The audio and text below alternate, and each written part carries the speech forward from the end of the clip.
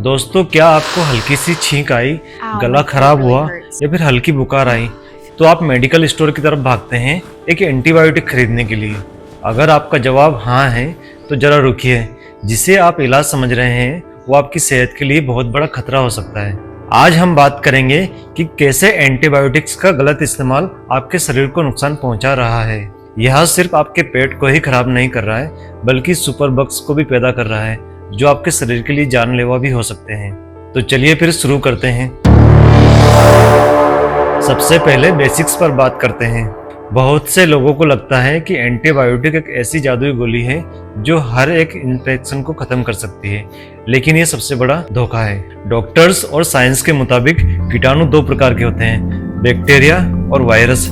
Antibiotic गोली सिर्फ bacteria को मारने के लिए बनी है, लेकिन जरा सोचिए, हमें सबसे ज्यादा बीमार कौन करता है, सर्दी या फिर गले की खरांश? और आपको जानकर हैरानी होगी कि ये सब वायरस की वजह से होता है। जब आपको वायरल बुखार आता है तो आप एंटीबायोटिक्स खाते हैं, और यहाँ तो वैसा ही हो गया जब आप अपने घर के ताले की चाबी से पड़ोसी का ताला खोलता है और यह काम नहीं करेगा। एक रिपोर्ट के मुताबिक बहुत से लोग डॉक्टर पर दबाव डालते हैं कि उन्हें एंटीबायोटिक दी जाए, जबकि उन्हें उसकी जरूरत ही नहीं होती है। याद रखिए कि एंटीबायोटिक्स वायरस को नहीं मार सकती है, लेकिन आपके शरीर को जरूर नुकसान पहुंचा सकती है।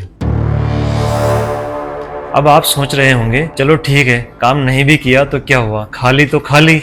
यही हम गलती करते हैं। एंटीबायोटिक्स कोई साधारण सी चॉकलेट नहीं है, इसके साइड इफेक्ट बहुत गंभीर होते हैं। जब आप एंटीबायोटिक निगलते हैं तो यह आपके शरीर से भेदभाव नहीं करती है, यह शरीर में मौजूद बुरे बैक्टीरियाज के साथ साथ अच्छे बैक्टीरियाज को भी मार देती है। हमारे पेट में करोड़ों अच्छे बैक्टीरियाज होते हैं जो खाने को पचाने और इम्यूनिटी को मजबूत करने के लिए काम करते हैं। जब वे मर जाते हैं तो आपको डायरिया, पेट दर्द और फंगल इन्फेक्शन जैसी समस्याएं शुरू हो जाती है। हमारे इंडिया में कोविड के बाद एंटीबायोटिक्स का इस्तेमाल बहुत ही ज्यादा बढ़ गया है, जिससे लोगों की रोग प्रतिरोधक क्षमता पर बहुत ही ज्यादा नकारात्मक असर पड़ा है।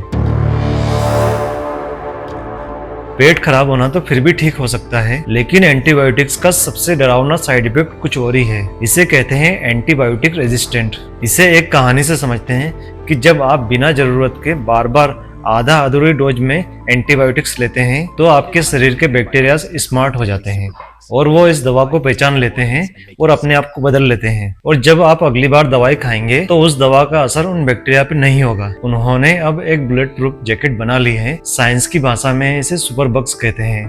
क्या आप जानते हैं कि यह कितनी बड़ी समस्या है? यूएसए की एक रिपोर्ट के मुताबिक 20 लाख लोग ऐसे हैं जिन पर कोई भी एंटीबायोटिक्स दवा असर नहीं करती है, और इसी की वजह से हजारों लोग अपनी जान भी गंवा देते हैं। और हमारे इंडिया में भी मेडिकल स्टोर पर बिना पर्चे की इजीली दवाई मिल जाती है। यह और भी बड़ा खतरा है। जरा सोचिए, अगर आपको कल कोई छोटा सा कट लग जाए या फिर आपको सर्जरी करवानी पड़ जाए और कोई भी एंटीबायोटिक अपना काम ना करे तो क्या होगा? यह बहुत ही डरावनी चीज है। तो दोस्तों, इसमें सवाल ये है कि इसमें आपका क्या फायदा है? इसमें आपका फायदा ये है कि अगर आज आप संभल जाएंगे तो भविष्य में बड़ी बीमारियों से लड़ सकते हैं, नहीं तो आप छोटे मोटे बैक्टीरियल इन्फेक्शन से भी बहुत ही ज्यादा परेशान हो सकते हैं। तो आपको बस ये 3 नियम मानने हैं। पहला नियम है नो सेल्फ मेडिकेशन, यानी कि कभी भी डॉक्टर की सलाह के बिना एंटीबायोटिक्स ना खरीदें। अगर डॉक्टर कहे कि वायरल है तो जिद ना करें। दूसरा नियम है कोर्स पूरा करें। अगर आपको डॉक्टर ने 5 दिन की दवा दी है और आप 2 दिन में ठीक महसूस करें तो आप दवाई बंद ना करें।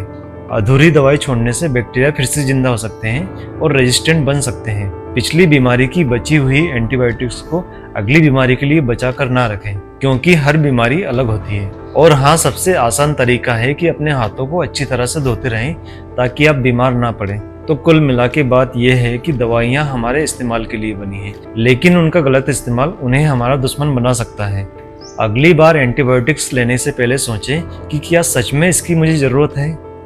तो मैं आशा करता हूँ कि एंटीबायोटिक्स का ओवर यूज़ या फिर मिस यूज़ आपको समझ में आ गया होगा। अगर आपको ये वीडियो अच्छा लगा तो आप इस वीडियो को लाइक कर सकते हैं।